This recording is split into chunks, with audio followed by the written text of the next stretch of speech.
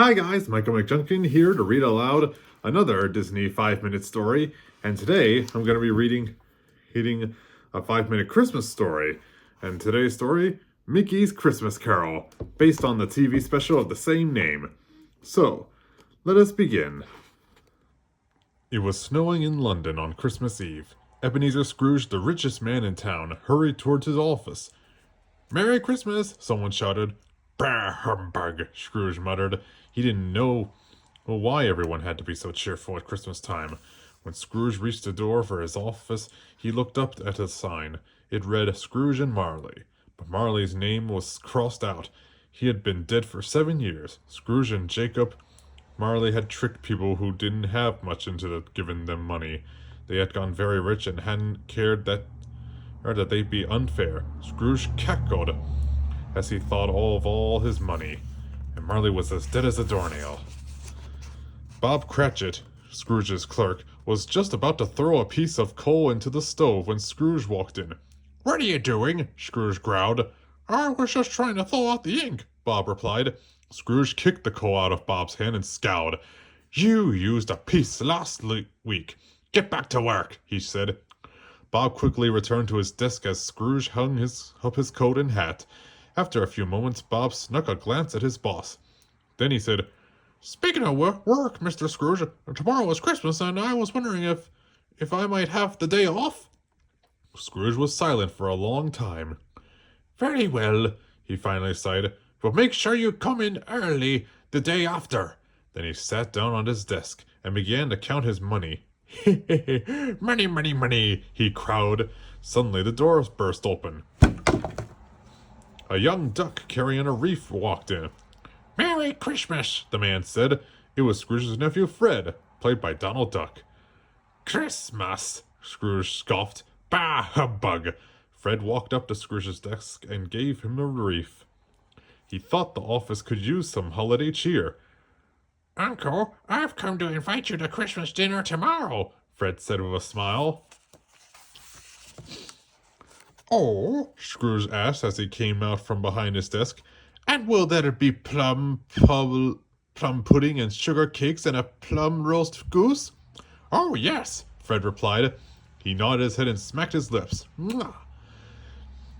You know, I can't eat that stuff. Now get out!" Scrooge opened the door, and he hung the wreath over Fred's neck and pushed his nephew out into the cold. As Scrooge walked back into his desk, the door opened again. Fred smiled and hung the wreath on the inside doorknob. Then he closed the door. Later that night, as Scrooge walked home, he had a strange feeling that he was being followed. When he reached his front door, he looked at the knocker. It was a lion's head, but as Scrooge stared at it, it began to change before his eyes. Suddenly, Scrooge was looking at the face of the old partner, Jacob Marley. "Ah!" Scrooge yelled.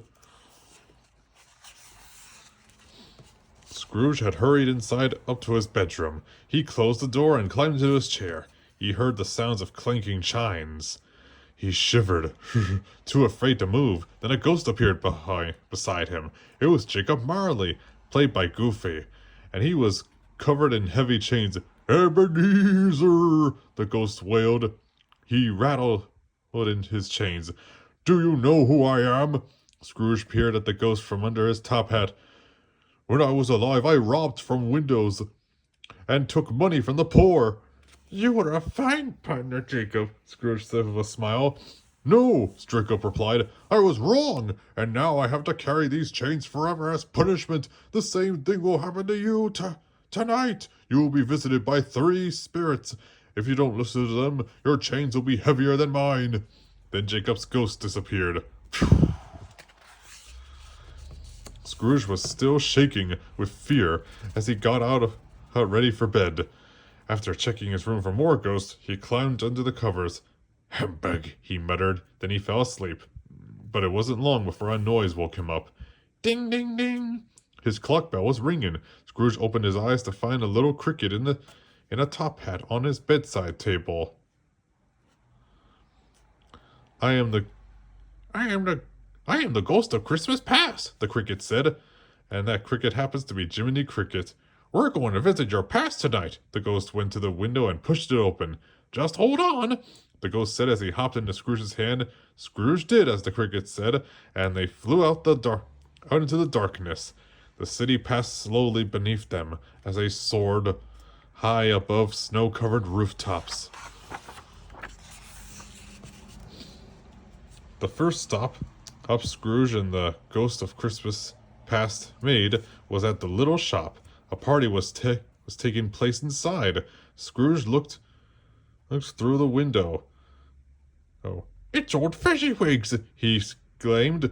He saw his old boss and many of his dearest friends laughing and dancing inside. Then he saw Isabella, the girl that he had once loved. She happens to be played by Daisy Duck, and she was dancing with a young duck. It was Scrooge, back before he became old and greedy. As if reading in Scrooge's mind, the ghost said, "In 10 years' time, you learn to love something else much more." The spirit showed Scrooge another scene. Isabella and Scrooge were in his counting house. "Ebenezer," Isabella said softly, "have you made a decision about getting married?" "I have," Scrooge replied. "The last payment on your cottage was late." Then he told her he was taking the cottage away. Isabella began to cry. As Scrooge watched the scene, he shook his head.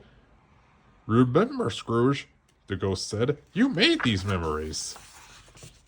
Scrooge found himself back in his bed again. Then he heard a loud noise, saying, "I am the ghost of Christmas present." Scrooge looked up and saw a giant. The giant lifted him up and carried him up into the night. He took Scrooge to a shabby little house. Through the window, Scrooge saw Bob Cratchit with his family. They were having Christmas dinner. On the table sat the smallest bird Scrooge had ever seen. "Surely they must have more food than that," he whispered. Then a small boy hobbled into the room on a crutch. His name was Tiny Tim. Tiny Tim looked at the meal on the table. We must thank Mr. Scrooge," he exclaimed. Scrooge turned around to ask about Tiny Tim, but the ghost was gone. Scrooge was all alone in the graveyard. Suddenly he saw a dark figure. "Are you the ghost of Christmas future?" Scrooge asked. The ghost was silent. He pointed to a gravestone. Scrooge saw the Cratchit family without Tiny Tim. They were near his grave crying. The spirit pointed to an empty pit. "Whose lonely grave is this?" Scrooge asked. Then he realized it was his. "I can change!" Scrooge cried. "Let me change!" Suddenly Scrooge was in his bed again. He ran to the window and looked outside. The sun was shining, the streets were covered with snow, Christmas bells were ringing. "It's Christmas morning!" he cried. "The spirits have given me another chance!" He pulled on his hat and coat and he ran outside. "Merry Christmas!" he called to everyone he passed. He saw his nephew Fred on the street. "I'm looking forward to the wonderful meal of yours," he called as he ran by. Bob Cratchit heard a loud knock on his front door. He opened it to find Mr. Scrooge on the step, holding a large bag. Scrooge dumped the sack on the floor. Dozens of toys fell out. Scrooge smiled as the children rushed forward happily. "Bob Cratchit," Scrooge said, "I'm giving you a raise and making you my partner." Then he handed a large turkey to Mrs. Cratchit. "Merry Christmas," he said happily. "Merry Christmas to us all," said Tiny Tim. The end. Well, wasn't that a great Christmas story, everyone? Well, I'd say it was. Well, kids, thanks so much for listening and watching this read aloud video, and I'll see you next time. Bye, and happy holidays.